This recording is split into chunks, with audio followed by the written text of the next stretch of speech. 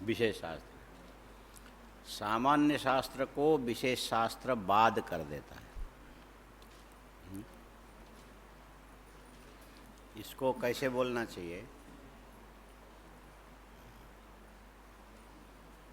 इन्होंने क्या दिया है? सामान्य शास्त्र। कहाँ ध्यान दे रहे हो?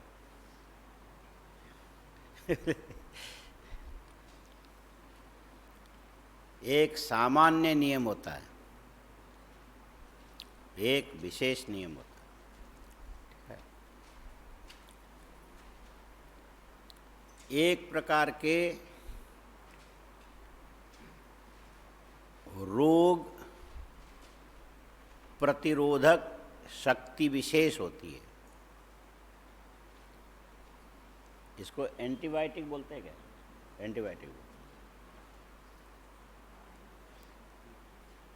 ये हैं इम्यूनिटी, जो रसायन से देते हैं वो बढ़ाने के लिए, उसको एंटीबायोटिक बोलते हैं। तो एक बात याद रखो,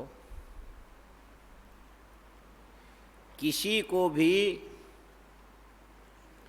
जहाँ तक बने मरने नहीं देना चाहिए।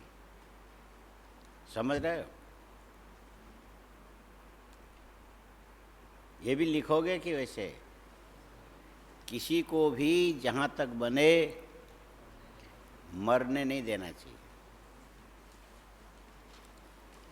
ये सामान्य नियम है। जहाँ तक हो सके किसी को भी मरने नहीं देना चाहिए।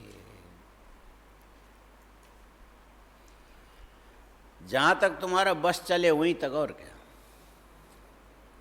बस न चले तो दिल्ली में पड़े रहोगे। सीधी सी बात, बस चल तो निकल जा। हाँ? क्या लिखा? सामान्य नियम है कि जहाँ तक बने किसी को मरने नहीं देना चाहिए, है ना। और ऐसा कोई काम नहीं करना चाहिए जिससे किसी की मृत्यु हो जाए। ऐसा काम नहीं करना चाहिए जिससे किसी की मृत्यु हो जाए। ये सामान्य शास्त्र है। अब देखो विशेष क्या है। अनेक प्रकार के दवाइयों का जो प्रयोग करते हैं, बनाते हैं, तो सबसे पहले ये प्रयोग होता है चूहों के ऊपर, मेढक के ऊपर। ये जो शल्य चिकित्सा जिसको बोलते हैं ना, चीर फाड़ वाला, तो प्रारंभ में मेढक पर करते हैं प्रयोग। हाँ? तो वो मेढक तो मर जाता है। तो वो हिंसा है कि नहीं है? लाखों के संख्या में मरते हैं। पूरी दुनिया में जितने मेडिकल रिसर्च होते हैं, लाखों के संख्या में मरते हैं। और उससे प्रयोग नहीं करेंगे तो दवाई का पता ही नहीं लगेगा। पहले होगा मेढकों में, बाद में होगा चूहों में। हाँ? चूहे को भी, ये जितने भी वैक्सीन बन के निकलने के बाद पहले मेढक चूहे से ही तो करते लाते, प्रयोग करते लाते। फिर मनुष्यों के समान जो प्राणी है उसमें बाद में लाते, उसके बाद मनुष्यों में लाते, जिसकी प्रक्रिया मनुष्यों के समान। तो इसमें ये सब चीज़ें जो की जाती है वो तो कितनों को मार करके तो किया जाता है। और किसी की हिंसा नहीं होनी चाहिए, किसी को मरने नहीं देना चाहिए, एक नियम ये है। और बहुतों के जीवन को बचाने के लिए कुछ जीवन को नुकसान भी किया जा सकता है, ये विशेष नियम है। हाँ, बहुतों को बचाने के लिए, ये भी लिखोगे क्या? लिख लो, कुछ अभ्यास तो हो ही जाएगा। बहुतों के, अब तुम लोग कैसे लिखते हो हमने देखा तो है नहीं। बहुतों के जीवन को की रक्षा के लिए एकाध जीवन यदि नुकसान होता तो होने दो। इसको विशेष शास्त्र बोलते हैं, है ना। इसको बोलते हैं विशेष शास्त्र। तो ये जो विशेष शास्त्र है सामान्य का बाधक होता है। विशेष शास्त्र होता है सामान्य नियम व्यापक है, विशेष नियम विशेष जगह के लिए है, कहीं कहीं पर है, व्यापक नहीं होता। इसीलिए विशेष को ज़्यादा महत्व देते हैं, सामान्य तो ठीक है उसको और जगह अवसर मिलता है। इतनी जगह विशेष यदि बाधित हो तो क्या हर्ज है। वही अदेन गुण क्या है, आद गुण। आद गुण याद है, सूत्र याद है, क्या है बोलो।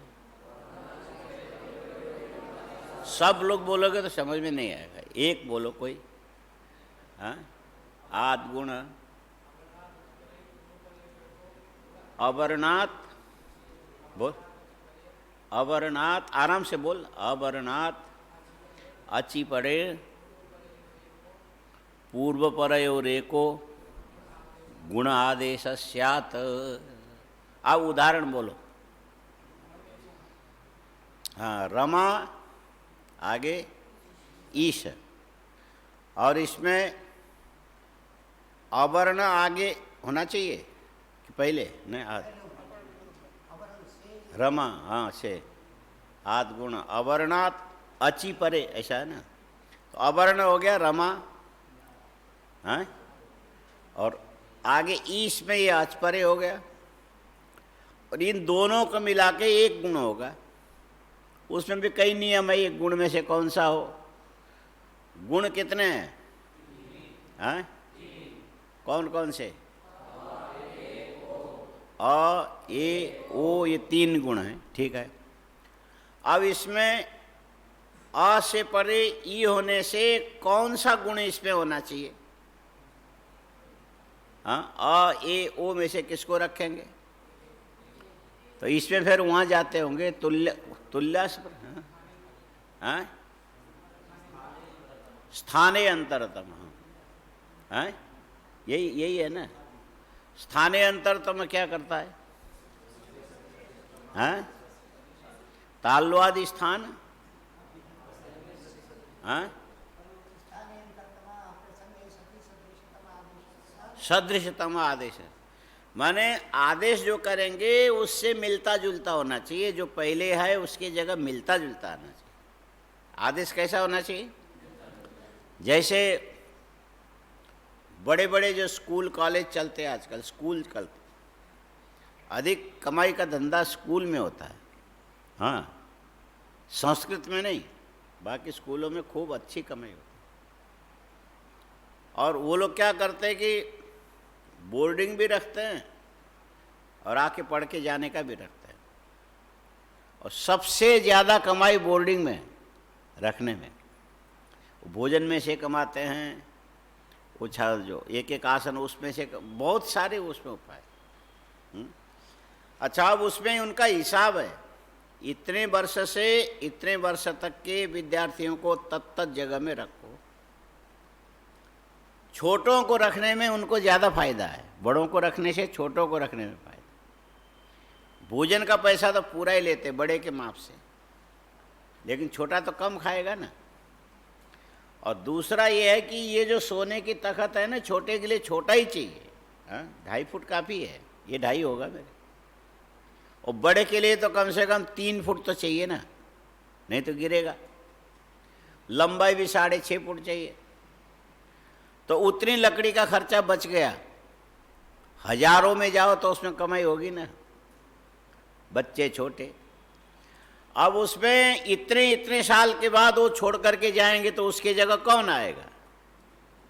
छोटी जगह में आने वाला ही छोटे के स्थान में आएगा, बड़ा थोड़ी आएगा। हाँ? 10 साल के बच्चे के लिए जो हॉस्टल बना उसमें से यदि खाली होगा तो उसमें 70 साल के बुढ़े को थोड़ी रखेंगे, किसको रखेंगे? माने सदृशतम, ये उसमें आने लायक, उसके लंबाई चौड़ा जो भी उस योग्यता के हिसाब से। ये आदेश में भी लगभग यही है, आदेश में भी यही, रमा और आगे ईश, इनमें गुण होगा तो क्या होगा? आगे ई है, इधर आ है, और ई में मिलता जुलता जो आदेश स्थान है वो क्या पड़ता है? वो ए पड़ेगा। हाँ, उसमें क्या स्थान मिलता है ए का और ई का? इकारस्य, हाँ, अकारस्य कंठ और इकार का तालु। तो अब उसमें मिलता जुलता स्थान कौन सा मिला? ए, हाँ, ए गुण हो गया। अब इसका बाधक क्या हुआ? तो बोले ये जो गुण के जगह वृद्धि बाधक हो गया। लेकिन वृद्धि तो सब जगह नहीं होगा ना। वृद्धि राधेश क्या सूत्र है? वृद्धि रेची है, वृद्धि रेची है। इसका बोलो क्या वृत्ति है? आत एची परे वृद्धि एकादेश। और वहां पर अच परे, अच कितने हैं? 9 है। और आत और एच, हाँ, एच कितने हैं? 4। तो ये जो कम है ना, ये विशेष हो गया है ना, और अच ज्यादा है, उनको तो और जगह अवसर मिल जाएगा। इसीलिए उसमें वृद्धि को स्थान दिया गुण को बाध करके, यही माना जाएगा ना, गुण को बाध करके वृद्धि को। तो ये सामान्य शास्त्र में, विशेष शास्त्र जो होता है वो विपरीत होने पर भी उसको स्वीकार किया जाता है। एक सामान्य शास्त्र ये है कि मां हिंसात सर्वभूतानि, सामान्य शास्त्र ये है किसी की भी हिंसा नहीं करनी चाहिए। अहिंसा परमो धर्म, ये नियम है। हिंसा न करना सबसे बड़ा धर्म है। हिंसा किसी की भी नहीं करनी चाहिए। आया समझ में? किसी को फट से ऐसा अप्रिय सुनाते हो, ये हिंसा है। मारना भी हिंसा है, संकल्प करना भी हिंसा है। संकल्प करना भी हिंसा है। और कहते कि हिंसा किसी की न करे, ब्राह्मण तो एकदम ही न करे किसी की हिंसा। हाँ? ब्राह्मण तो हिंसा न ही करे, अच्छा है। लेकिन अब ब्राह्मण के सामने समस्या आ जाएगी, चेले आ जाएंगे, गुरुजी, हाँ चेला रहा, बहुत दिन से समय नहीं मिला, आपसे मिल नहीं सके, हम आपकी सेवा करना चाहते। ये चेले ऐसे आते हैं, हम आपकी सेवा करना चाहते हैं। तो गुरुजी फूल के मस्त हो गए, ठीक है कर लो भाई। हाँ? कोई सेवा करे तो क्या अर्ज है, कर लो। तो धीरे धीरे जब सेवा की बात करके अपने खाता पन्ना खोलेगा वो, गुरुजी ले, हाँ से एक आदमी मेरे पीछे पड़ा। गुरुजी कहते तेरे पीछे तो कोई है ही नहीं। हाँ, कौन पड़ा? तेरे पे वो दीवाल के सहारे बैठा था, तेरे पीछे तो दीवाल है। बोले नहीं नहीं, ये तो ऐसे ही एक आदमी है बड़ा। फिर धीरे धीरे उसके गुण धर्म, ऐसा है ऐसा है ऐसा है, उसने मुझे दुखी करके पता नहीं क्या क्या दुनिया। पहले तो सेवा कर दिया ना किसने? चेले ने। अब वो जो सेवा किया थोड़ा गुरुजी के अंदर चला गया। आया समझ में? गर्मी में शिकंजी और ठंडी में चाय, पेट के अंदर जाने के बाद काम करना शुरू करता। इसने हमारी सेवा की, बोलते बोलते अब लग गया। ठीक है, अच्छा ठीक है, हम तुमको एक उपाय बताते हैं। इतने ब्राह्मणों को बैठा लो और इतनी जप करा लो, इतने हवन करा लो। क्या होगा गुरुजी? वो तुमको नहीं सताएगा, वो अपने चक्कर में फंस जाएगा अंदर से। ऐसा चक्कर में फंसेगा कि भगवान भी उसका उद्धार नहीं कर पाएंगे। है ऐसी चीजें हैं। इसमें भगवान शिव के अघोर तंत्र है, अघोर। वो हम बताएंगे नहीं, खाली बता रहा हूं। और पंडित जी करने के लिए बैठ गए तो अब उसका काम हो गया। वो जो सामने उसको परेशान करने, उसका तो दिमाग ही घूम गया पूरा। हाँ? ये है, असंभव नहीं है। उसको तो न नींद आवे न भूख लगे, हाँ? न कहीं आते जाते बने। करते करते ऐसा डिप्रेशन में चला गया कि अब कुछ भी बचा नहीं। ये क्या है? हिंसा है कि नहीं है? करते करते थोड़ी दिन में मर गया। अब वो चेला आके कहने लगा, गुरुजी वो तो मर गया, अब जाने दे, मरना तो था ही, तुमने तो बोला ही था। ये भी हिंसा है, लेकिन ये मानसिक उपाय के द्वारा किया जाने वाला हिंसा है। ये कैसा है? मानसिक उपाय के द्वारा की जाने वाली हिंसा। तो हिंसा चाहे मानसिक संकल्प से हो, चाहे वाणी से हो, चाहे हाथ से हो। मारना बात से भी नहीं चाहिए, और मारना हाथ से भी नहीं चाहिए, और मारना लात से भी नहीं चाहिए, किसी से भी नहीं मारना चाहिए। हिंसा नहीं करनी चाहिए, मां हिंसा। और जब हिंसा नहीं करना ये सबसे बड़ा पुण्य है, तो फिर हिंसा के लिए शास्त्र में इस प्रकार के उपाय क्यों रखे गए हैं? बड़े गजब गजब के सटीक उपाय हैं। आधा पागल करना है, हाथ पैर तोड़ना है, जेल भेजना है, किसी के द्वारा, माने सब कुछ है ये प्रयोग के, उसमें सब कुछ है। आखिर है ये शास्त्र प्रतिपाद्य क्यों रखा शास्त्र ने? स्वेनेन अविचरन् यजेत। स्वेन आ गए ना, शत्रु मारण के लिए आराम से हो जाता है। ये क्या है? तो हिंसा। तो जब हिंसा नहीं करना चाहिए तो शास्त्र ने हिंसा का विधान क्यों किया? हिंसा नहीं करना चाहिए, ये सामान्य नियम है, नहीं करना चाहिए। और विशेष कहीं एकदम आवश्यक अति जरूरत यदि हो गया तब तो फिर करना भी पड़ेगा, ये विशेष नियम है। सामान्य नियम का बाद करके विशेष नियम चलता है सर्वत्र। यहाँ पर भी यही बात है कि हिंसा किसी की नहीं करनी चाहिए, चाहे आदमी हो, चाहे मनुष्य हो, चाहे कोई भी क्यों ना हो। शास्त्र का नियम है अहिंसक बनो, अहिंसा परमो धर्म। और आगे ये बोलते हैं कि विशेष नियम क्या आया? बोले अग्निशोमयम पशुमा लभेत। बोले अग्निशोम याग विशेष है, पशु का आलभन करो, माने पशु को लाना, खूंटे से बांधना और खूंटे को सजाना। खूंटे को सजाया जाता है और साथ में ये बोला जाता है जिस खूंटे पर पशु को बांधना यज्ञशाला से इतनी दूरी पर होना चाहिए, इस लकड़ी का होना चाहिए, इतना मोटा होना चाहिए, इतना ऊंचा होना चाहिए, और उसकी गोलाई में इस ढंग से पॉलिश करना चाहिए। ऐसा पॉलिश होना चाहिए कि सामने बैठने वाले यजमान का मुंह दिखाई पड़े। पशु को बांध के रखोगे तो उसका भी प्रतिबिंब पड़े। बाद में फिर अर्थवाद वाक्यों के द्वारा उस पशु को पहले मार्जन करते हैं ना, संस्कार, आप्य, संस्कार्य, विकार, ये सब होते हैं। तो संस्कार करते समय फिर उसके अर्थवाद वाक्य से स्तुति करते पशु की। हे पशु, तुम मेरे यज्ञ के फल की सिद्धि के लिए, देव कार्य के लिए यहां लाए गए हो, और सारी दुनिया, ये जो आदित्य है ना, सूर्य, सूर्य रूपी यूप माने खंबे के साथ बंधी हुई है। हम लोग सब सूर्य रूपी खंबे के साथ बंधे हुए। जहां तक सूर्य की किरणें जाएगी वहां तक हमारे कर्म का फल जाएगा। हाँ, सूर्य की किरणें जहां तक जाएगी वहां तक हमारा कर्म का फल जाएगा।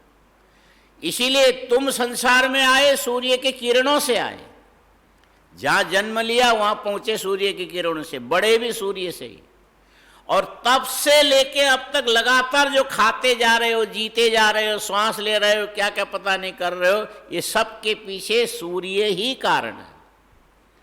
एक सूर्य रूपी यूप के अंदर संसार के सारे चराचर प्राणी बंधे हुए हैं। उसके अतिरिक्त कर्मफल भोग का कोई उपाय है ही नहीं ना। एक सूर्य में सब बंधे हुए हैं। और जैसे सूर्य से सारे प्राणी बंधे, वहां पर यज्ञ करते समय उस पशु से कहा जाता है, हे पशु, तुम भी, ये जो यूप है ना, खंबा, ये सूर्य के समान है। आदित्यो वै यूप। क्या ये खंबा और सूर्य एक ही जैसा है? लेकिन उसके समान। अरे यदि तुम कुछ बन गए, अच्छे हो गए कदाचित गलती से, कभी ये हो भी सकता है, नहीं कुछ कहा नहीं जा सकता। हाँ? पुरुषस्य भाग्यम दैवो न जानाति कुतो मन। अभी कोई अनुमान नहीं लगा सकता, पता नहीं कौन क्या बनेगा, कौन जानता। नहीं तो ये चाय बेचने वाले प्रधानमंत्री नहीं बन गया, ये कोई नहीं जान सकता। यदि कदाचित तुम कुछ बन गए और मान लो उस समय तक तुम्हारे माता पिता भी जीवित रहे, जब मिलने जाओगे तो मेरा राजा बेटा आ गया। हाँ? क्या बोलेंगे? मेरा, तो इसका मतलब क्या वो राजा ही हो गया क्या? हाँ? अधिक से अधिक हो गया होगा, कहीं सचिवालय में गया होगा या कलेक्टर बना होगा या पुलिस का कुछ बना होगा। माँ बाप तो कहते हैं मेरा राजा बेटा, राजा तो नहीं हुआ ना। न होने पर भी राजा के समान बोला जाता है, उसके जैसा, थोड़ा कम लेकिन जैसा, थोड़ा कम होने पर भी ऐसे। और ठीक इसी प्रकार जो पशु को बांधने के लिए जो खंबा तैयार किया, उसमें अर्थवाद के द्वारा बोला जाता है कि तुम ये आदित्य है।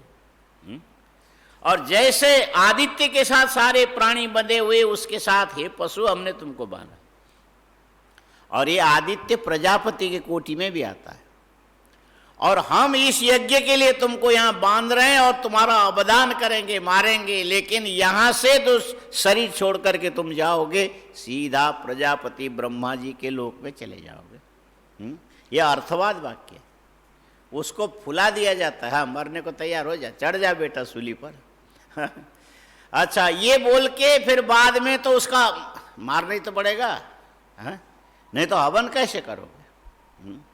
मारे बिना हवन होगा नहीं। और शास्त्र का मूल सिद्धांत तो है कि किसी की हिंसा नहीं होनी चाहिए, और यहां पर तुमने हिंसा किया, बोले भैया ये विशेष है, वो सामान्य है। अग्नि सोमियम पशुमा लभेत, सामान्य जो नियम है उसको विशेष नियम बाध कर देता है, सामान्य नियम को विशेष नियम बाध कर देता है। इसलिए अग्नि सोमियम पशुमा लभेत इत्यनेन बाध्यते इति युक्तम विरोधाभावाद विरोधे ही बलीयसा दुर्बलम बाध्यते न चाहिए अस्ति कश्चित विरोध भिन्न विषयत्वात्। ऐसे तो नियम है, लोगों में ये भ्रांति है कि महाभारत में जो जुए का आयोजन हुआ था उसमें द्रौपदी से ने सबसे प्रश्न पूछे थे कि आप लोग सब सभा में बैठे हो, उसको सभा नहीं बोलते जिसमें वृद्ध न हो। हाँ, नशा सभा, ये भी श्लोक है महाभारत का, लिख लो काम आएगा कभी। नशा सभा, जितना लिख चुके हो उतना फिर बोलना, तो हम आगे का बोलेंगे। हाँ बोलो। यत्र न संति वृद्धा,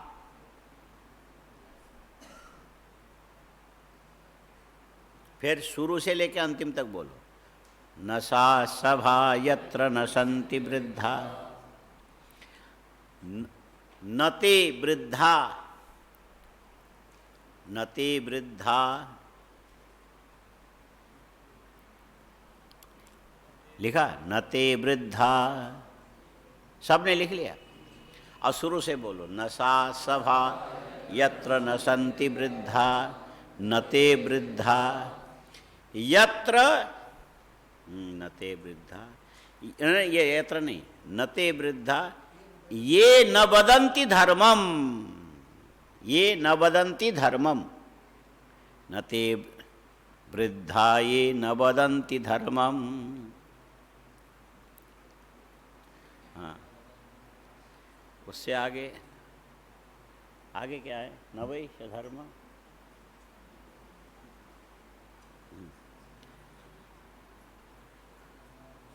धर्म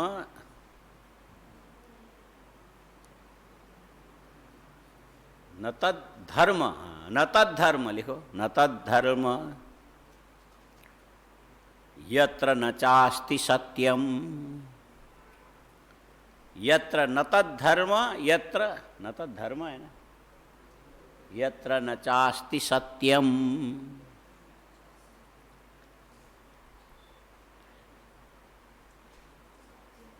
न चास्ति सत्यम। अब बोलो, न सा सभा यत्र न सन्ति वृद्धा, न ते वृद्धा ये न वदन्ति धर्मम, न वै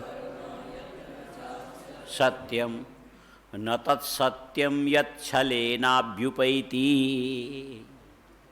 न तत्सत्यम यच्छलेन अभ्युपैति। यच्छलेन न तत्सत्यम यच्छलेन अभ्युपैति। वो सत्य सत्य नहीं है जो छल के द्वारा सत्य जैसा बनाया गया है। लिखा न सा सभा यत्र न सन्ति वृद्धा, न ते वृद्धा ये न वदन्ति धर्मम, न तद्धर्मम यत्र न चास्ति सत्यम, न तत्सत्यम यच्छलेनाभ्युपैति। न वही सत्यम, ऐसा कुछ है वहाँ, थोड़ा सुधार तो बाद में कर लेंगे। मतलब है वो सभा नहीं है जहाँ पर वृद्ध आदमी बैठे न हो। ये हम लोगों की सभा है। न सा सभा यत्र न सन्ति, वृद्ध जहाँ बैठे उसको सभा बोलते। अच्छा, अब सवाल है कि वो वृद्ध वृद्ध नहीं है जो धर्म के प्रतिपादन न करता हो। हाँ, वृद्ध उसी को बोलते हैं जो धर्म का प्रतिपादन करे। इसीलिए वृद्धों के अलग अलग हिसाब बताया। वयो वृद्ध, ज्ञान वृद्ध, है ना। माने उम्र कम होने पर भी यदि ज्ञान हो तो वृद्ध माना जाएगा। हाँ, तपो वृद्ध, और भी कई अलग अलग तरीके। तो अच्छा, जो वृद्ध है धर्म को बोलना ही चाहिए। वृद्ध यदि सभा में बैठा तो अधर्म होता दिखाई देवे तो वृद्ध को टोकना चाहिए, गलत बोल रहे हो। अच्छा, धर्म क्या चीज है? तद्धर्म। तद्धर्म है कि सधर्म? न सधर्म है। तत् भी होता है। न तद्धर्म लिखा तो वही है। हाँ, न तद्धर्म न चास्ति सत्यम। उसको धर्म नहीं बोलते जिसमें सत्य न हो, और उसको सत्य नहीं बोलते जो छल से दबाया गया हो। इसका उदाहरण दिया जाता है। भगवान राम जंगल में गए, 14 बरस राम वनवासी। थोड़ा बाहर निकलते कौन मिले? गौतम ऋषि मिल गए, प्रणाम किया। गौतम ऋषि तर्कशास्त्र के प्रणेता। गौतम के सूत्र कभी देखा भी नहीं होगा। गौतम के सूत्र, गौतम के सूत्र में कितने, जैसे इधर 7 पदार्थ है, गौतम में ज्यादा है। कितने पदार्थ है? हाँ, ना वो वैशेषिक का है, वो देखना पड़ेगा, अभी हमको भी याद नहीं। 16 पदार्थ है कि कितने है ना? 16 प्रमाण प्रमेय ऐसा करके वो सूत्र 16 पदार्थ। ये प्राचीन न्याय में तुम लोगों ने कभी देखा नहीं।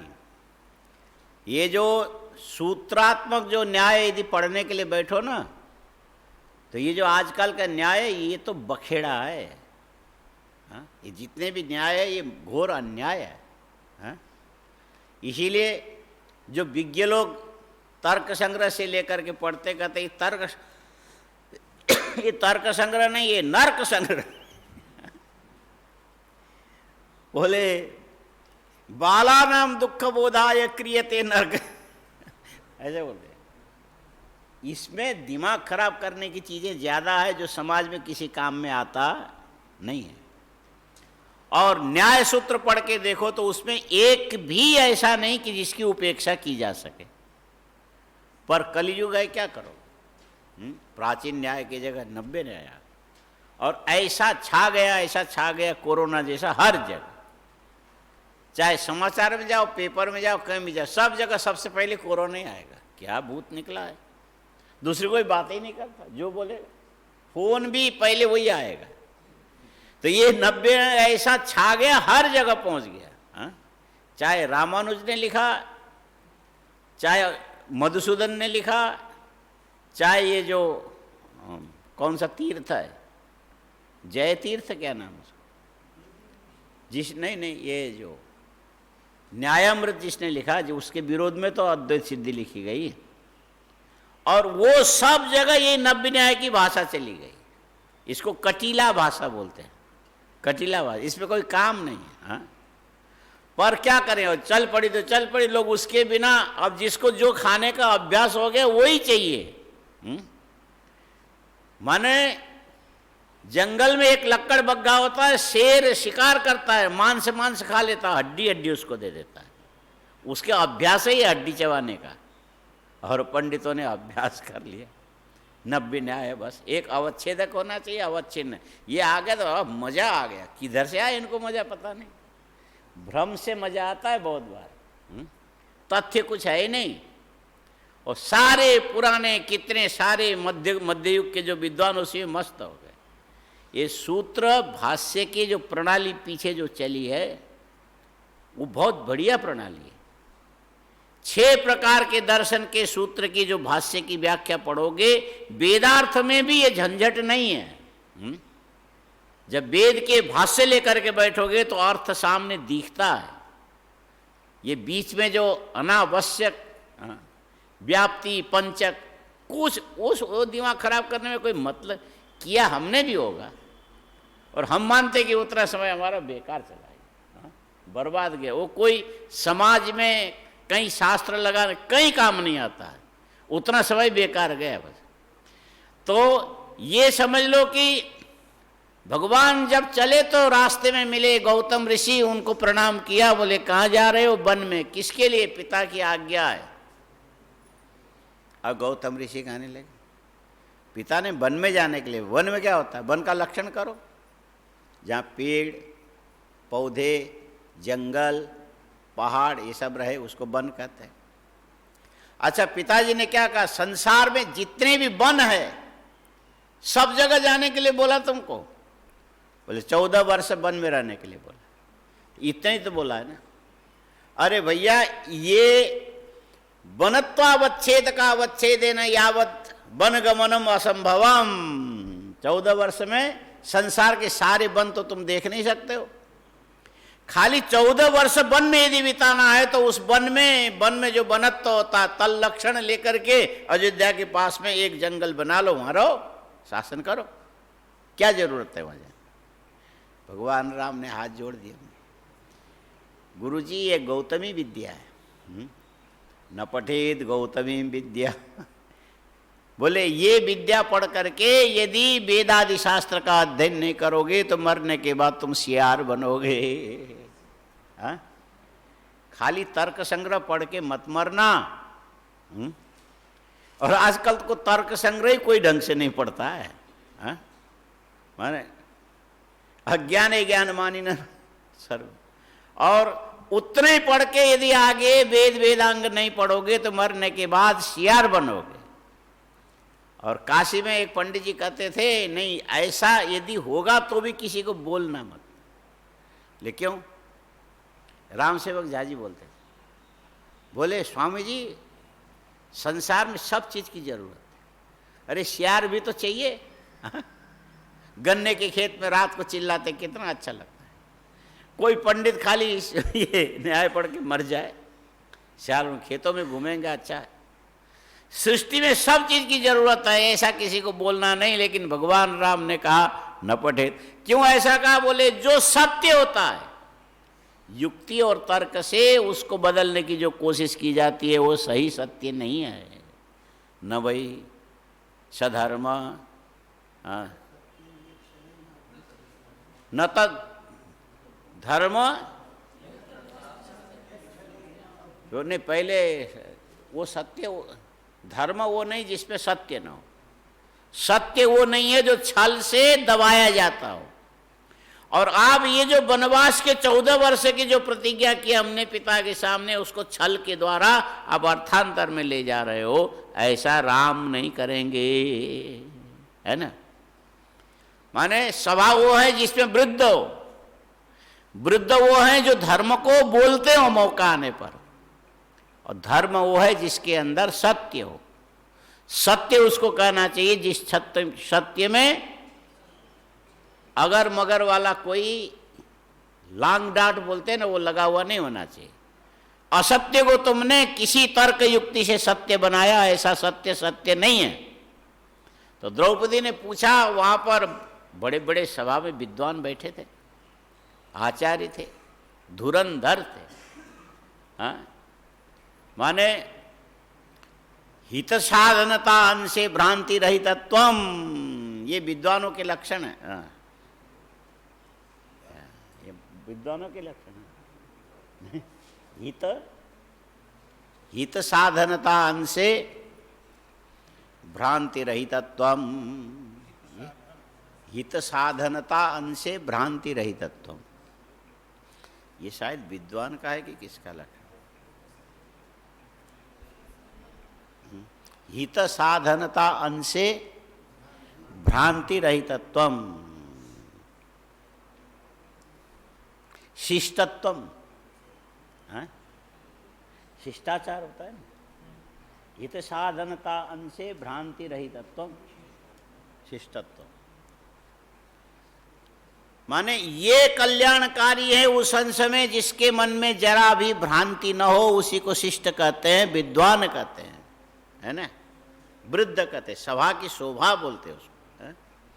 हित साधन लिख लिया, हित साधनता अंशे भ्रांति रहितत्वम शिष्टत्वम, हाँ, अभिगीत शिष्टाचार विषयत्वात आया ना, कहाँ पर आया? हाँ, कहाँ पर आइए?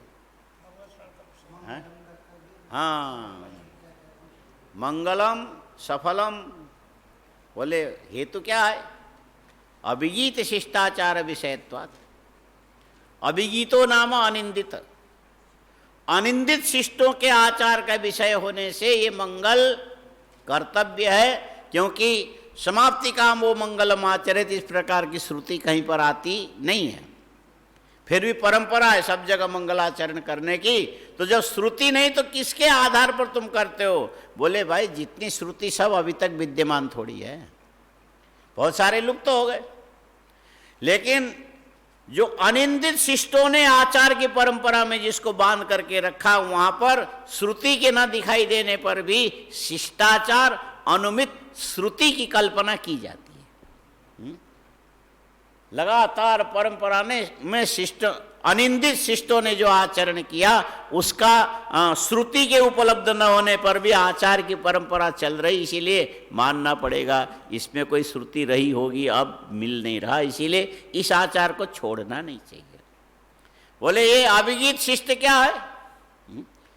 तो शिष्ट का अर्थ ये किया कि हित साधनता अंशे भ्रांति रहितत्वम शिष्टत्वम। बोले अभिगीत कहाँ से लाया? अनिंदित। बोले शिष्ट दो प्रकार के होते हैं, निंदित भी शिष्ट होते हैं, अनिंदित भी शिष्ट होते हैं। शिष्ट निंदित भी होते हैं, अनिंदित भी होते हैं। बोले निंदित होकर के शिष्ट कैसे बन गए? हाँ, निंदितत्वे सति शिष्टत्वम कथम, होता है कई जगह ऐसा। हाँ, बोले ये जो नीति शास्त्र के अंदर कई बार निंदित कर्म करने पड़ते हैं, लेकिन हित साधनता के अंश में भ्रांति रहित होते हैं। ऐसा कौन है? बोले चाणक्य। चाणक्य जो है ना, चाणक्य जानते हो, सुना है नाम? विष्णुगुप्त नहीं, विष्णुदत्त, विष्णु शर्मा, हाँ? चाणक्य को, चाणक्य गुप्त तो नहीं है, हाँ? ब्राह्मण थे, विष्णुगुप्त था, जो हो सकता गुप्त रक्षा के अर्थ में हो। एक बार और देखेंगे। चाणक्य जो है ना, ये हित साधनता के अंश में चाणक्य बिल्कुल भ्रांति रहित थे, लेकिन उनको अनिंदित इसीलिए नहीं माना जाएगा कि अपमान किया किसने? नंद ने। राजा नंद ने चाणक्य का अपमान किया। माने चाणक्य जो है ना, रंग से श्याम वर्ण का, काला था, मोटी चोटी रखता था। चाणक्य विद्वान तो थे, पता नहीं क्या बात, तो अपनी चोटी पकड़ के देख रहा है। और कोई बात ऐसी बन गई तो चाणक्य का नंद ने अपमान कर दिया। तो उसने अपनी चोटी की शिखा का बंधन खोल दिया। ये तभी बंधेगा जब तुम्हें इस सिंहासन से हटा करके इसके जगह मैं दूसरा योग्य व्यक्ति को लाऊंगा। एक ब्राह्मण भिक्षुक, उसने इतनी बड़ी कल्पना कर ली, करके देखने लगा कौन हो सकता है सिंहासन में बैठने लायक। हाँ? खाली निषेध से काम नहीं चलता, उसमें विधान के लिए पहले तैयारी कर लो। तो उसने एक क्षत्रिय के पुत्र को देखा, छोटा बच्चा, बिल्कुल दीनहीन अवस्था में, उसके लक्षण पढ़ लिए।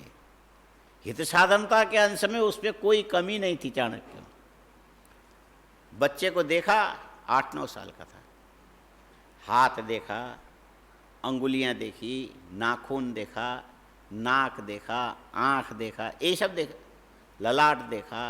ये इसके कोने भी देखे जाते हैं ना, ये ललाट के कोने देखे, नाक के डिजाइन देखा, दांत के बनावट देखे, अंगुलियों के छिद्र, ये सब देखे जाते हैं। पैर जमीन पर रखते समय उसके पंजे के नीचे छाप कैसे पड़ता वो देखा, अंगुलियों की लंबाइयाँ देखी, और वर्धिष्णु था ना, वर्धिष्णु, तो ये इसके शरीर की आकृति का, वो सारी चीजें देख करके बाद में रेखा का अन्वेषण किया, उससे पता लग गया। चाणक्य विद्वान तो थे ही, और भी देखा होगा, जन्म कुंडली भी बनाई होगी, और कुंडली देखने से उसको पता लगा कि इसमें तो बड़ा प्रबल राजयोग है। प्रबल राजयोग है। राजयोग के चिन्ह बहुत सारे ज्योतिष में, पक्का कर लिया। बेटा, उसका नाम था चंद्रगुप्त, मैं तुमको राजा बनाऊंगा, ऐसा देख, आप मुझे राजा बना, तू मुझ पर विश्वास कर, लेकिन मेरे इशारे पर चलना, मैं तुमको राजा बना के। अब धीरे धीरे धीरे राजनीति शास्त्र पढ़ा के उसको एकदम बराबर ठीक कर। चाणक्य कहने लगा कि देख, एक छोटे से गांव का मैं तुमको पहले राजा बनाता हूं। तो बना दिया। ब्राह्मण थे, कहना मानते थे। अब बढ़ाता जा, कैसे बढ़ाना मैं उपाय बताता। इतनी संपत्ति लेके इतना जमा करो, इसके बाद इतनी सेना बढ़ाओ, इतने लेके ये करो। धीरे धीरे धीरे करते करते 8-10 साल के अंदर तो चंद्रगुप्त एक उदीयमान होके निकला। लेकिन नंदवंश भी साधारण नहीं था, उसके पास बहुत पुराना राज्य सब। बोले कोई बल काम का नहीं, जिसके पास बुद्धि है वही सबसे बड़ा बल है। धीरे धीरे धीरे चारों ओर से घेरा लगा के अंत में नंदवंश का उच्छेद कर दिया। सिंहासन से इससे चंद्रगुप्त हो जाए, हाथ पकड़ के खींच, इसमें कोई दम नहीं है। वो इसके तलवा को यूं कर दे, हट जाएगा, और अर्धचंद्राकार फेंक, और सारी तैयारी करके रखी, ले मैं तुमको साम्राज्य लक्ष्मी के इस पर अभिषेक करता हूं, तो सम्राट बन जाएगा। और नंद को उखाड़ के फेंका उसने। अच्छा, उसमें बहुत सारी हिंसाएं करनी पड़ी। चाणक्य की नीति में हिंसा के बड़े बड़े तरीके हैं। आज जो चीन दुनिया भर के गलत काम कर रहा है, वो सब चाणक्य पूरा जानता था। क्या करने से क्या परिणाम निकलता, क्या करने से क्या हित साधनता के अंश में भ्रांति रहित कौन, चाणक्य था।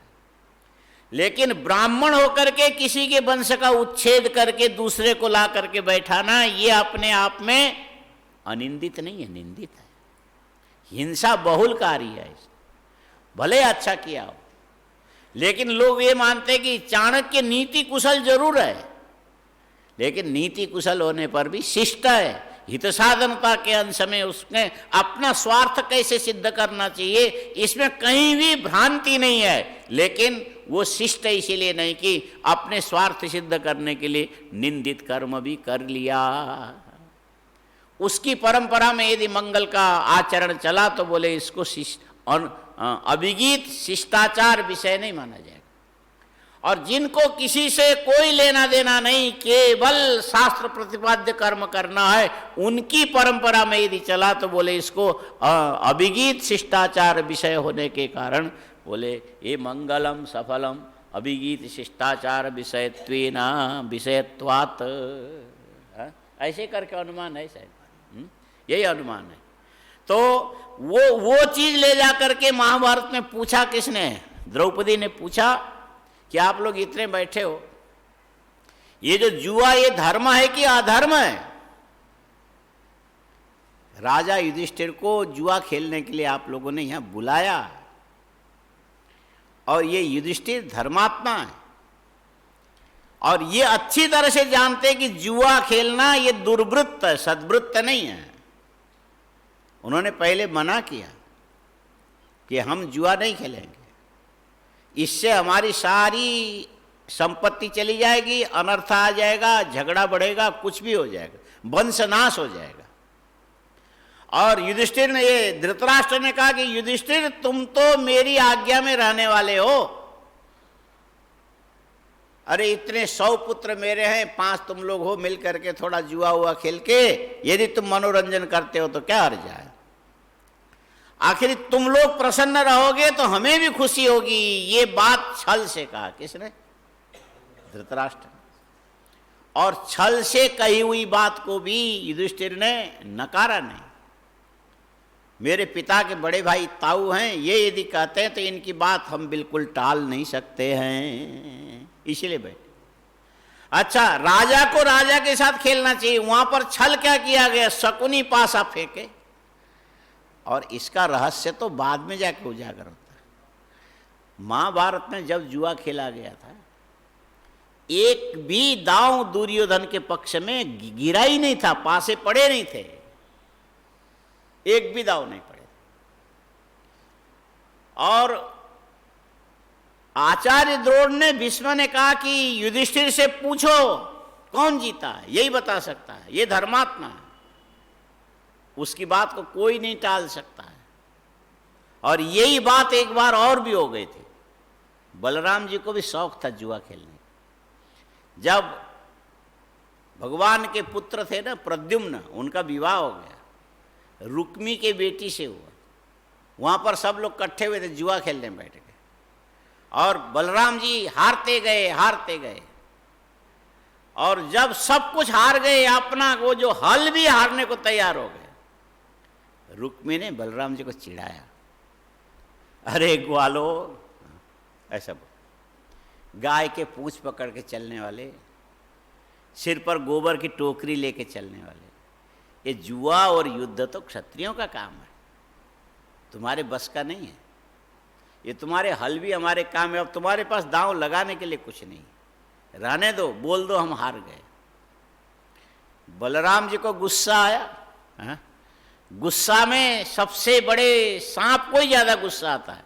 सांप किसी को काटता नहीं, वैसे गुस्से में काटता है, उसको क्रोध नहीं दिलाओगे तो काटेगा तो। और उसको क्रोध इतना जल्दी आता है कि उसे यह सांप यहाँ शांति से पड़ा, तुम ऐसे फर से चले गए, और उसके तुम्हारे कपड़े हिलने से वो हवा ने उसकी शांति को भंग किया, तुमको दुश्मन मान लेगा। वो तो शेषनाग क्या होता। बलराम जी ने कहा ये 10 दिशाएं, आकाश के सूर्य, रात्रि में चंद्रमा, हर व्यक्ति के पेट में रहने वाली अग्नि और बाहर चमकने वाली अग्नि, ये सब प्राणियों के कर्म के साक्षी हैं। उन्होंने सबका नाम लिया, नक्षत्र, ग्रह, ये सब मनुष्य के कर्मों के साक्षी है। और इन सारे देवताओं से मैं पूछता हूं कि ये जो रुक्मी पासा फेंक रहा है, इसमें एक भी दांव मेरे विपक्ष में गया था क्या? एक स्वर से आवाज आई कि बलराम हर दांव जीते जा रहे थे। रुक्मी झूठ बोलता है, बड़े जोर से हैं करके हंसने लगा। कौन? जो स्वयं शक्ति में कमजोर होते हैं, देवताओं का सहारा लेते हैं। बोले सारे देवताओं ने बोला, सबने सुना। भतीजे की शादी थी, प्रद्युम्न तो भतीजे हो गए ना, और जिसके साथ शादी हो रही उसका बाप बैठा था जुआ खेलने, रुक्मी। बलराम जी ने उठाया, एक मुक्का उसके दांत पर मारा कस के, सारे दांत निकल गए, उसी मुक्के में मर भी गया। अब बेचारा वो जिसकी शादी हो रही थी प्रद्युम्न के साथ रोने लगी।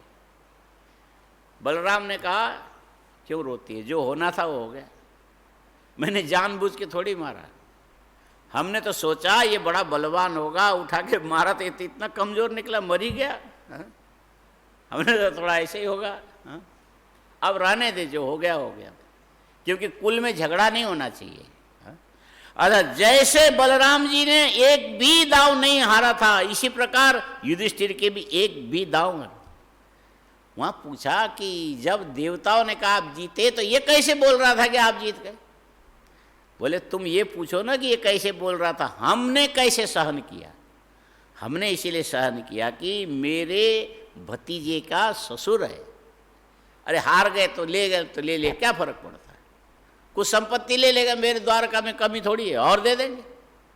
और हम तो कुल में कोई किसी प्रकार का कलह न हो, इसके लिए इसकी जीत को हम स्वीकार कर रहे थे।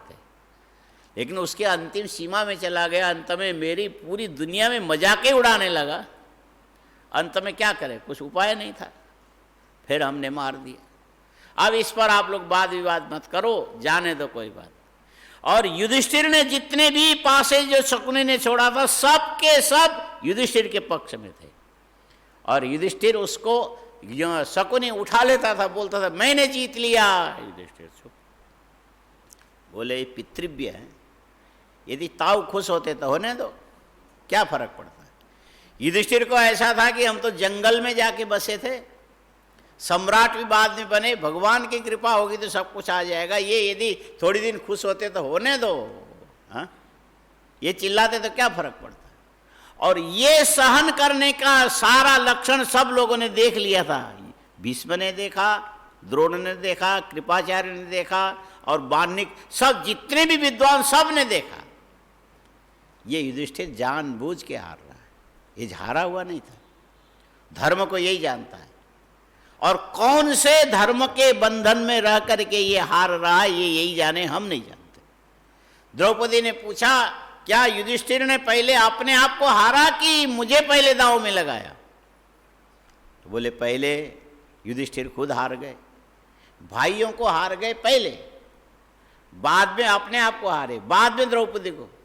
जो स्वयं पहले दूसरों का दास बन चुका, वो द्रौपदी को दांव में लगाने का अधिकार इनको था। ये धर्म है।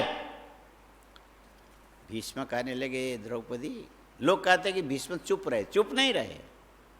बोले धर्म अधर्म के मामले में देखने में ऐसा आता है कि जो बलवान बोले वो धर्म है, जो कमजोर बोले धर्म भी अधर्म हो जाता है।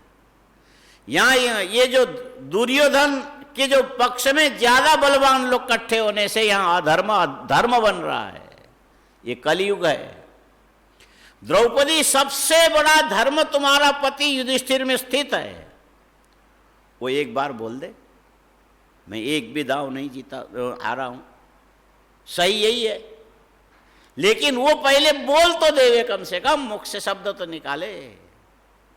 लेकिन वो बोल नहीं रहा है, हम क्या कर सकते। हाँ? देखो धर्म का रहस्य, हाँ? धर्मस्य तत्वम निहितम गुहायाम महा। ये जो सामान्य जो दिखाई देता है वो धर्म नहीं होता है। हाँ? श्रुतयोर विभिन्ना, श्रुतयोर विभिन्ना लिखने के बाद बोलो तब न मालूम पड़ेगा। श्रुतयोर विभिन्ना। अरे गाड़ी से ईंट भी नीचे गिराते तो ठक ठक आवाज करता, तुम लोग लिखोगे तो आवाज करोगे तब न मालूम पड़ेगा लिखा गया। स्मृतयोर विभिन्ना, स्मृतयोर विभिन्न। नैको मुनिर्यस्य मतम न भिन्नः, नैको मुनिर्यस्य मतम न भिन्नः, नैको मुनिर्यस्य मतम न भिन्नः। अब पूरा बोलो। श्रुतयोर विभिन्ना, स्मृतयोर विभिन्ना, नैको मुनिर्यस्य मतम न भिन्ना, धर्मस्य तत्वम निहितम गुहायाम, धर्मस्य तत्वम निहितम गुहायाम, महाजनो ये न गत सपंथा। पंथा कि पंथा? पंथा।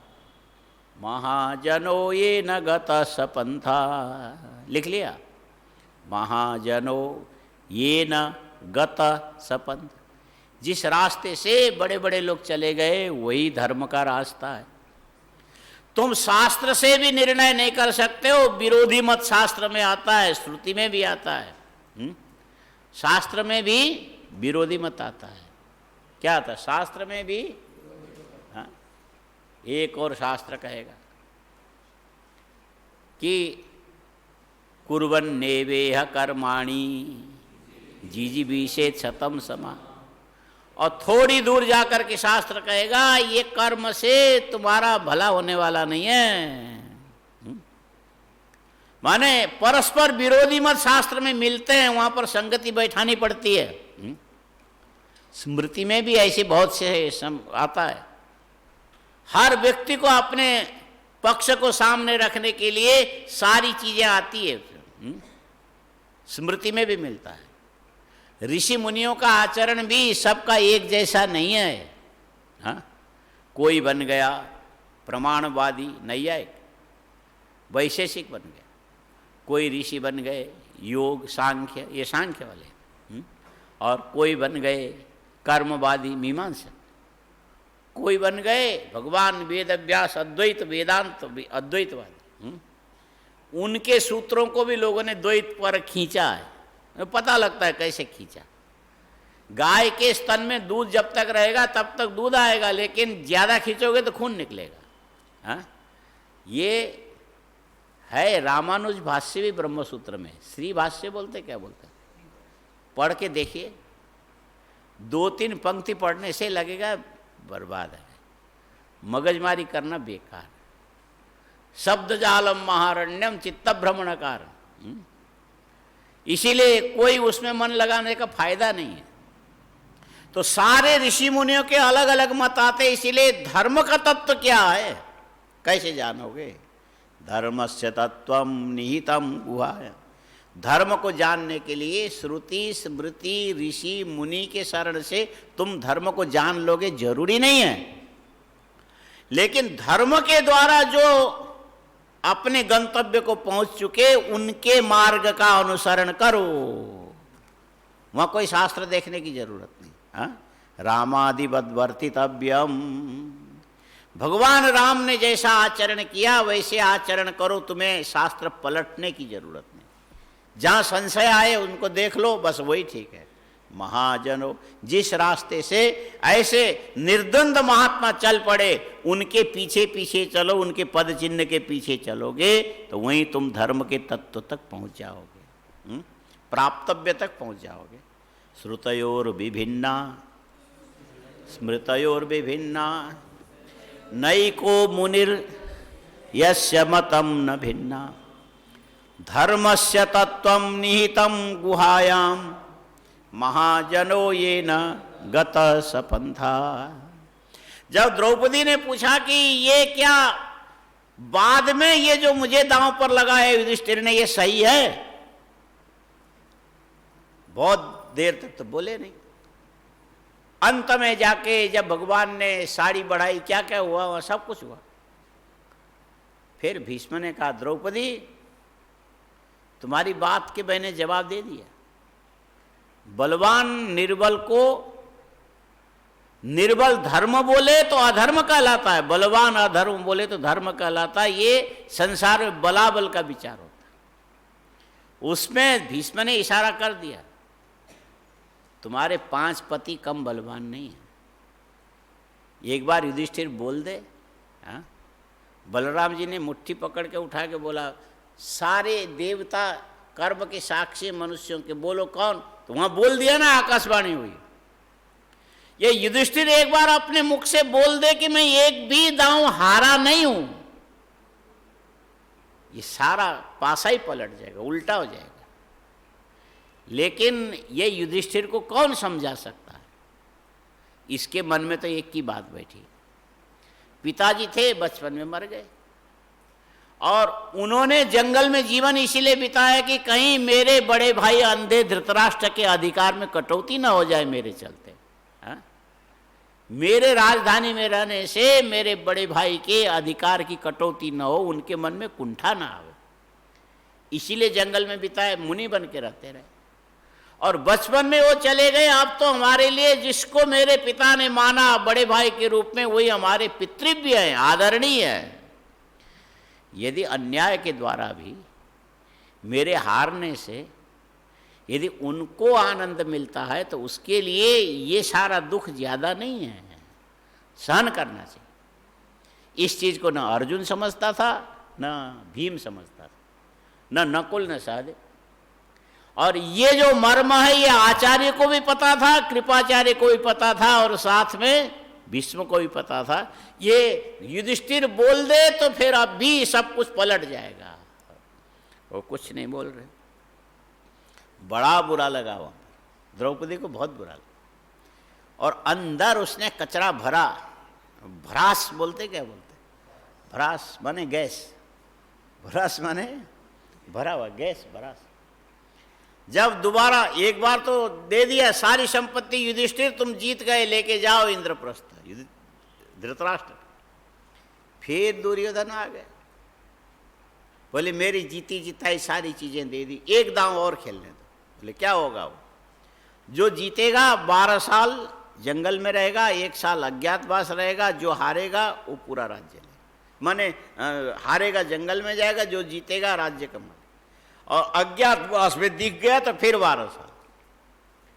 तो चलो ठीक है, ये तो चल जाएगा, थोड़ा छल कपट भी छिपने लायक है। फिर बुलाया दोबारा, द्रौपदी ने मना किया, मत जाओ। भेजा किसको? बोले प्रतिकामी को भेजा। बोले जुआ की सभा सजी है, धृतराष्ट्र की आज्ञा है, आओ युधिष्ठिर। तो सब ने कहा कि न जाना आपके लिए अधर्म नहीं है, मैं जानता हूं अधर्म नहीं, लेकिन धर्मस्य तत्वम निहितम गुहा, वो मेरे पितृव्य हैं। यदि हमारे राज्य वैभव से वो यदि प्रसन्न होते हैं तो ये बहुत बड़ी चीज नहीं है, थोड़ी मेहनत से तुमको मिला है। भगवान चाहे तो कुछ भी कर सकते हैं, लेकिन वो बेचारे अंधे कभी भी इतना साम्राज्य लक्ष्मी जो हमारा, ये उनको मिल नहीं सकता है। दुर्योधन के खुशी से यदि वो खुश होंगे, उनकी प्रसन्नता यही हमारी अपनी प्रसन्नता है। हा? पानी पीना छान के बोलते हैं ना, पानी पीना छान के। और असली धर्म भी यही है। हा? असली धर्म भी यही है। तुम्हारे कर्म से दूसरे के हृदय में आनंद की अनुभूति होनी चाहिए, उसको देख करके उस आनंद में तुम्हारा आनंद होना चाहिए। यह आनंद क्षण करके आता है, यह आनंद क्षण करके आता है। मतलब क्या हुआ? मतलब है कि खा के जो आनंदित रहोगे, अन्नजन्य दोष अंदर काम करेगा। संपत्ति इकट्ठा करके आनंदित रहोगे, ये भी धनजन्य दोष दुख देगा। और इसके व्यय करके यदि दूसरों को आनंदित करके उसके आनंद से तुम आनंदित होगे, इससे बढ़ करके दूसरा कोई आनंद नहीं है। ये धन कुछ नहीं है। हम हारेंगे, हम जानते हैं, आगे क्या होगा ये भी हमको पता है। व्यास जी पहले सूचना देकर के चले गए, अरे आगे जो होने वाला है, भगवान वेद व्यास जी ने अपनी माता सत्यवती को, सत्यवती भगवान की माता, ये जुए के आयोजन से पहले, इंद्रप्रस्थ बनने से पहले ही व्यास जी ने जाके सत्यवती को कहा, माता जी, वो भगवान बोलती थी, महर्षि कहिए, सुख के दिन चले गए, ये पृथ्वी बूढ़ी हो गई, इसके विनाश का समय आगे आ रहा है, और आने वाले 10-12 साल में ऐसी ऐसी घटनाएं घटेगी जो आप अपने आंखों से देख नहीं पाओगे। फिर क्या करो? आप जंगल में जाओ, उम्र हो गया, वृद्धावस्था है, वहां जाकर के धर्म का सहारा लेकर के बैठ जाओ, तब करो। ठीक? तो 2 थी उनकी बहुएं, अंबा और अंबिका, और 3 थे, एक चली गई थी। अंबिका के पुत्र धृतराष्ट्र थे और अंबालिका के पुत्र पांडु थे। और एक जो नाराज होकर के चली गई थी तप करने, मर गई, वो शिखंडी बन के पैदा हुई। तो इन दोनों बहुओं से कहा कि देखो तुम्हारा भी उम्र तो तुम्हारी भी हो ही गई, पांडु चले गए, तुम्हारे पुत्र थे। धृतराष्ट्र पड़ा, अब आगे अच्छा होने वाला नहीं, अपने वंश का विनाश अपने आंखों के सामने देखना पड़े, इससे तो अच्छा है जंगल में तुम 2 बहू में से एक मेरा साथ देने के लिए चलो। दोनों ही चल पड़ी, फिर हम क्यों यहाँ मरे हैं। तो भगवान वेद व्यास जी ने उनको विदा कर दिया, जाओ तब करो, अब यहाँ कुछ अच्छा होने वाला नहीं। जब सारी चीजें बिगड़ने वाली है तो बिगड़ने से पहले यदि मेरे पितृव्य धृतराष्ट्र मेरे राज्य को लेकर खुश होना चाहते हैं तो उनके लिए थोड़ा करेंगे जंगल में, तब क्या है। ये बोलते हुए लौटे कि 12-13 साल का मामला है, जीवन तो बहुत लंबा है। हाँ, इसीलिए तुम लोग कुछ मत बोलना, होने दो। धर्मस्य तत्वम निहितम गुह। फिर चले वन में, और जंगल में जाने के बाद जो वन पर्व में पढ़ोगे वहां पर युधिष्ठिर से सब भिड़ गए, द्रौपदी भी, नकुल भी, सहदेव भी, अर्जुन भी। इतने बलवान भाई हैं, इतने तेजस्वी योद्धा अर्जुन हैं, इतना ज्ञानवान सहदेव है, और इतना नीति कुशल नकुल है, और आपके पास क्या नहीं है दुनिया में, उसके बाद भी जंगल में खाक छान रहे हो खाने के लिए कुछ, ये दुर्दशा। और वहाँ युधिष्ठिर ने वो भी प्रकरण पढ़ने लायक, कितना बढ़िया उन्होंने वो उपदेश दिया। बोले सुख सुविधा ही सब कुछ नहीं है, दुख दुविधा के अंदर भी तत्व है, और तुम लोग जितना जानते हो उतना पर्याप्त नहीं है। और करते करते अंत में युधिष्ठिर ने कह दिया, देखो मैं एक बात बता दूं, तुम लोग जितना सरल मानते हो ना कि हम पराक्रम करके राज्य ले लेंगे, बहुत सरल नहीं।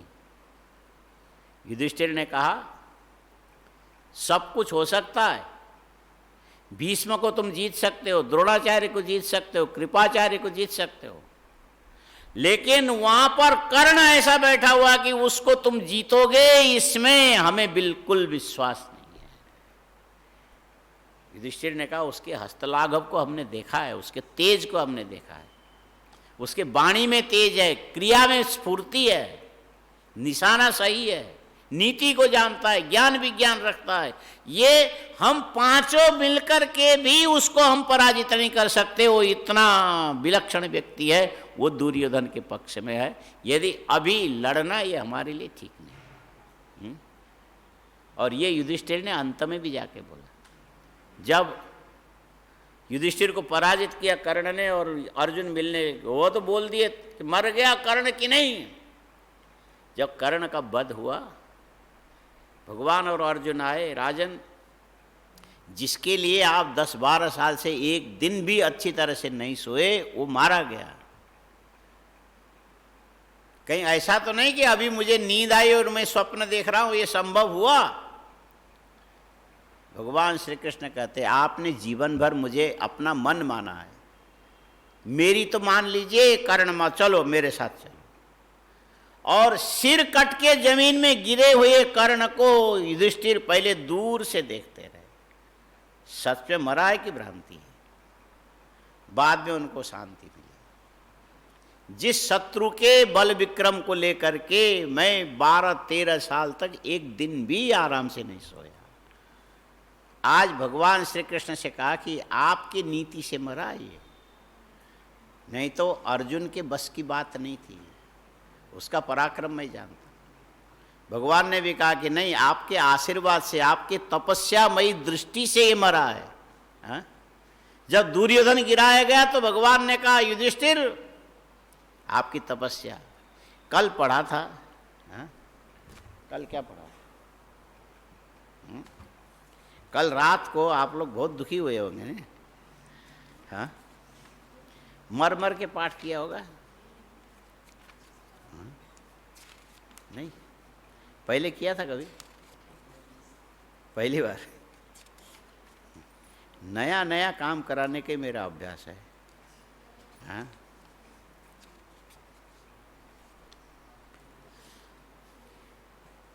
ये ऐसा विचित्र चीज है। ये लिखा है, ब्राह्मणो अधीते अश्रोत्रिय श्रोत्रियो भवति। जो अपने शाखा के वेद मंत्र का अध्ययन जिस ब्राह्मण ने नहीं किया, इतने ही पढ़ने से वो श्रोत्रिय हो जाता है। अश्रोत्रिय श्रोत्रियो भवति। जिसके यज्ञोपवीत संस्कार नहीं हुए उसका दोष समाप्त हो जाता है। ब्रात्य संस्कार की जरूरत नहीं है, प्रायश्चित्त की जरूरत नहीं। अनुपनीत उपनीतो भवति।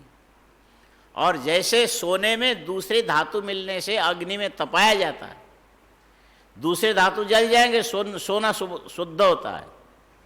इतने ही पाठ कर लेने से व्यक्ति की अंतरात्मा अग्निपूत हो जाता है। अग्नि में जला करके जो पवित्र किया जाता है, ऐसा अग्निपूत इतने ही से हो जाता है। अग्निपूतो भवति स वायुपूतो भवति। मरा हुआ मुर्दा भी यदि खुले मैदान में छोड़ दो, हवा चलने लगे और खूब लू लगे तो धीरे धीरे सूख जाएगा, दुर्गंध खत्म हो जाएगा। और तुम्हारे अंदर अनंत पाप पड़े, यदि इतने पाठ कर लोगे तो भी तुम वायु से जैसे पवित्र होता है ऐसे तुम भी पवित्र हो जाओगे। वायुपूतो भवति सूर्यपूतो। अपवित्रता को नष्ट करने वाले सूर्य हैं। और सूर्य को एक चीज को पवित्र करने के लिए वर्षों लग जाते हैं, लेकिन ये पाठ करोगे तो तुम्हारी अंतरात्मा सूर्यपूतो भवति सोमपूतो भवति। ये चंद्रमा की उपासना पूर्णिमा के दिन क्यों की जाती है? पवित्रता के लिए। बोले इतने पाठ करने से तुम सोमपूत हो जाओगे। यहां तक कि सत्य बोलने से व्यक्ति की आत्मा में जितनी पवित्रता आती है, यही शिव अथर्व शीर्ष तो ये पाठ करने से उतने से तुम सत्यपूत हो जाओगे। सर्वपूतो भवति। बोले इतने पाठ प्रतिदिन यदि करते रहोगे तो संसार में पवित्र करने वाले जितने भी तीर्थ हैं, देवता हैं, वसु हैं, रुद्र हैं, उन सब से होने वाली सारी पवित्रता इतने से तुम्हारे अंदर आएगी। हाँ, ये रात को भले रोते रहे, काम की चीज है। हाँ? लिखा सर्वैर देवैर ज्ञातो भवति। इतना यदि प्रतिदिन पाठ करोगे तो 33 कोटि देवताओं की दृष्टि में तुम चढ़ जाओगे, सब तुमको देखने लगेंगे ये इस प्रकार का व्यक्ति है। हाँ? कितना अच्छा महत्व है। सर्वैर देवैर ज्ञातो भवति सर्वै वेदै। बोले इतने का यदि ये अथर्व शीर्ष का आश्रय लेकर के प्रतिदिन इसका अनुष्ठान करोगे तो आगे लिखा है सर्वै वेदै अनुध्यातो। वेदों में 4 वेद हैं, अनंत मंत्र हैं। इन सारे मंत्रों के द्वारा तुम्हारा चिंतन किया जाएगा, तुम मंत्र का चिंतन नहीं करोगे। इनके द्वारा तुम अनुध्यात हो जाओगे, सारे मंत्र तुम्हारा ध्यान रखेंगे। ऐसी ऐसी चीजें देखो, अनुध्यातो भवति स सर्वेषु तीर्थेषु स्नात। कहीं तीर्थ में जाने की जरूरत नहीं, इतने से सारे तीर्थों में स्नान का फल मिलेगा। और संसार में जितने भी यज्ञ हैं सब तुम्हारे द्वारा किया गया माना जाएगा, सबका फल तुमको मिलेगा। इष्टम भवति।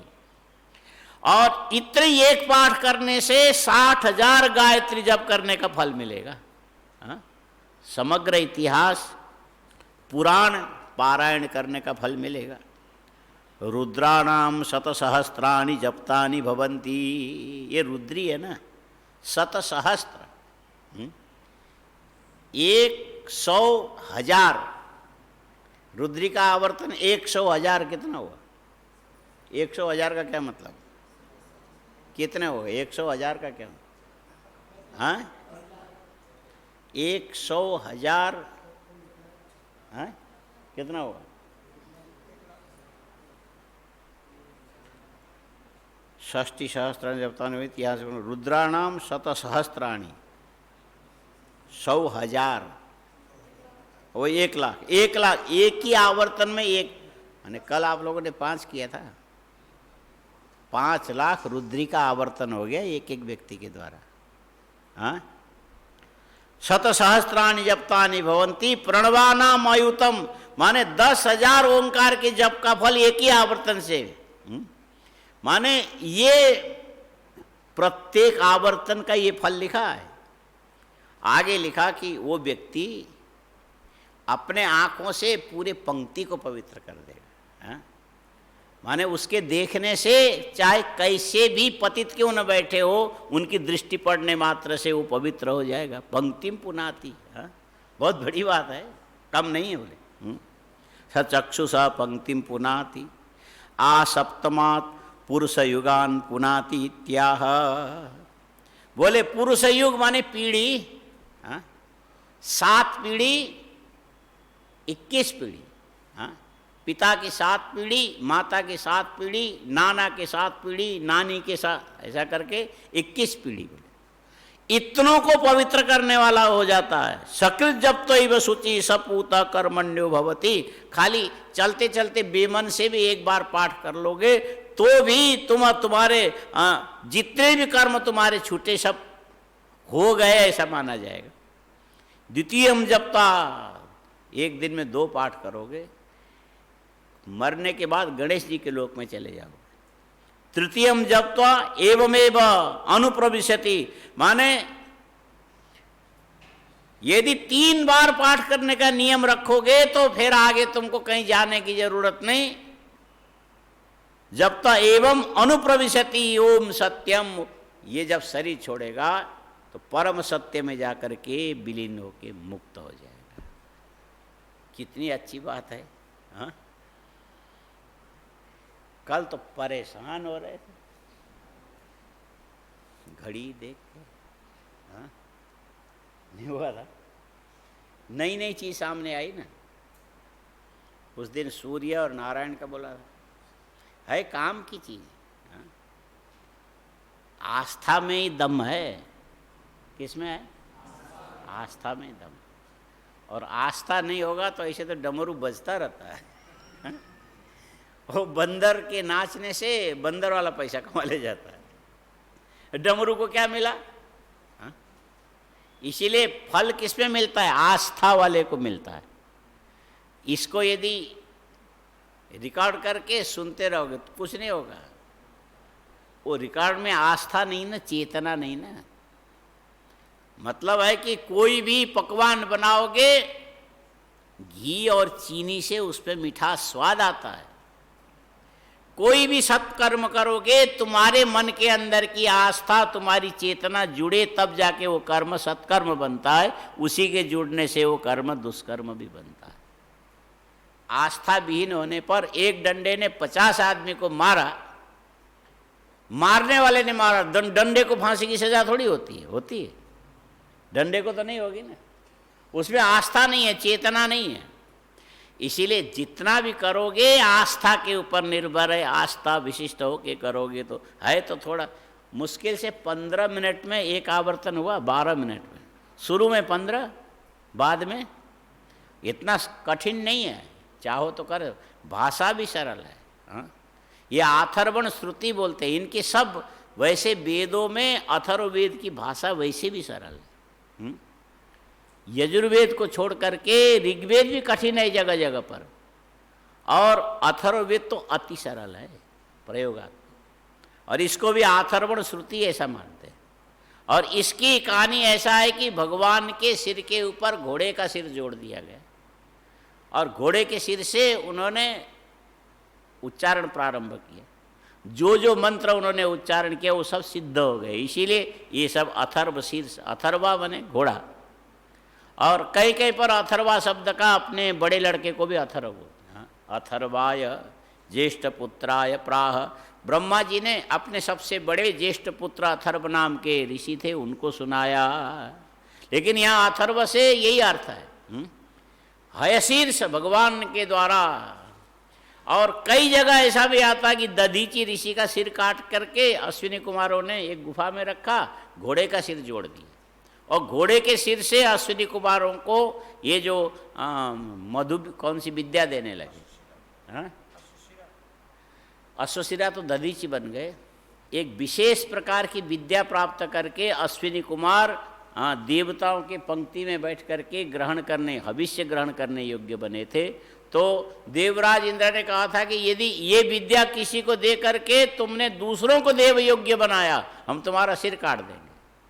अश्विनी कुमारों ने पहले उनका सिर काट के सुरक्षित रखा, वैद्य थे, घोड़े का सिर जोड़ा, उसके द्वारा सारी विद्याएं ले ली। अब इंद्र नाराज होकर के सिर काटने के लिए आया, घोड़े का सिर काट के चला गया। अश्विनी कुमारों ने उनका अपना सिर लगा दिया। एक बार काटना, फिर जोड़ना, फिर काटना, फिर जोड़ना, कितने बार हो गया? 4 बार। ये सहन किया किसने? दधीची ने। क्यों सहन किया? इसीलिए कि अधिकारी शिष्य सामने विद्या ग्रहण करने के लिए आया, इसीलिए 4 बार मरना भी मेरे लिए स्वीकार्य है यदि इस विद्या को कोई ग्रहण करता है। विद्या के साथ आस्था यदि जुड़ती है तो 4 बार आराम से मरा जा सकता है। हाँ, 4 बार आराम से मरा जा सकता है। कल तो हम लोग कितने 5 बजे बैठे थे, 5:30, और 7 बजे हो गया था। 4 बार मरने को जब दधीची तैयार हो गए तो 1.5 घंटा बैठना कोई ज़्यादा नहीं है? हाँ? लेकिन जो तुम लोगों की हालत में हाँ? ये इसको बोलते महत्व ज्ञान विस्मृति अपवाद, ऐसा बोलते। हाँ? किसी वस्तु के महत्व को न जानने से फिर वस्तु की महिमा जो महत्व होता है ना, उसका व्यक्ति अपवाद कर जाता है। ठीक है, चलो ये तो मैंने इसीलिए बता दिया कि कल जो हैरान हुए वो भी व्यर्थ नहीं जाएगा, काम करेगा। और अब संगति बैठाते चले जाओ। हारा हुआ जीता हुआ व्यक्ति भी अपने आप को हारा हुआ मान करके 13 वर्ष तक पूरे जंगल का खाक छानता रहा। वो क्या था? युधिष्ठिर कहते हमारी तपस्या है। ये तपस्या जितना करोगे उतने तुम्हारे आंखों में तेज आएगा। तब भगवान ने कहा कि युधिष्ठिर, दुर्योधन मारा गया, ये भीम ने नहीं मारा, ये सब आपकी बुद्धि से हुआ। इतनी बड़ी सेना समाप्त हो गई, राज्य आपको मिल गया, पूरी पृथ्वी के मालिक बन गए, ये कैसे हुआ? केशव आपकी कृपा से हुआ, ऐसा नहीं हुआ, तुम गलत बोल रहे हो। फिर आपकी तपस्या से आपकी दृष्टि के सामने आकर के सब जल करके मर गए। आपकी दृष्टि के सामने कोई टिक नहीं सकता। यहाँ भीम ने भी काम नहीं किया, अर्जुन ने भी नहीं किया, मैंने भी नहीं किया, किसी के बल से नहीं हुआ। ये आपके तपोबल से, आपकी दृष्टि से देखने से ये सब के सब आपकी दृष्टि के सामने अपने आप ही समाप्त हो गए। ये शक्ति अलग प्रकार की शक्ति है। हाँ? ये शक्ति अलग है, दिखती नहीं है। ये शक्ति किसी को दारा सिंह दिखाई देगा शरीर वाला, लेकिन युधिष्ठिर के आंख की ये जो शक्ति किसी को दिखाई देगी कभी? तो ये मूल चीज ये है। कहाँ से कहाँ चले गए? देखो, अग्निशोमीयम पशुमा लभेत इत्यनेन बाध्यते इत्युक्तम। बोले हिंसा किसी की नहीं करनी चाहिए, समझ में आया? सामान्य नियम है। लेकिन यदि ज्योतिष्टोम आदि यज्ञ करोगे तो उसमें पशु हिंसा जरूरी है, इसीलिए विशेष विधान है। और इतने न बाध्यते, फिर हिंसा पाप नहीं होगा ऐसा मानेंगे? बोले नहीं, यहाँ विरोध नहीं है। हाँ? अग्निशोमीयम पशुमा लभेत इसमें, और अहिंसा माँ हिंसा सर्वा, इसमें विरोध नहीं है। एक सामान्य नियम है, ये बाधक नियम है। सामान्य नियम को बाध करके ये इतने में चरितार्थ होकर के रह जाएगा। लेकिन माँ हिंसा सर्वभूतानि, हिंसा किसी की नहीं करनी चाहिए, ये अपने आप में ठीक है। और ये विशेष विधान है, उसने बाद विरोधा भावात कहते हैं। यदि परस्पर विरोध होवे तो बोले जो बलवान है दुर्बल को बांधता है, यहाँ पर विरोध भी नहीं है। न चाहिए अस्ति कश्चित विरोध इति भिन्न विषयत्वात् अग्निशोमीयम पशुमा लभेत, ये विषय अलग है। और साथ में क्या है वो माँ हिंसा सर्वभूतानि, इसका विषय अलग है। हाँ? सर्वभूत विषय हिंसा का निषेध किया वहाँ पर। यहाँ केवल अग्निशोमीयम पशुमा लभेत, इसका विषय इतनी सीमित होने से यहाँ पर कोई विरोध नहीं है। न कश्चित विरोध भिन्न विषयत्वात्, दोनों का विषय भिन्न है। एक का विषय यज्ञ संपादन है, दूसरे का विषय किसी का भी हिंसा न करना। तथा ही न हिंसा तिथि निषेधे न हिंसाया अनर्थ हेतु भावो ज्ञाप्यते न तो कर्तर्थत्वमपि अग्निशो। अब इसमें ये जो यज्ञ में जो तुमने हिंसा किया पशुमा लवे, तो इसका क्या कोई पाप नहीं लगेगा क्या? बोले लगेगा कि नहीं लगेगा, कल देखेंगे। इसमें पाप लगेगा कि नहीं लगेगा, एक दिन छोड़ो। तत्काल पाप मोल लेने की अपेक्षा एक दिन टाल दो ना, क्या अर्ज है?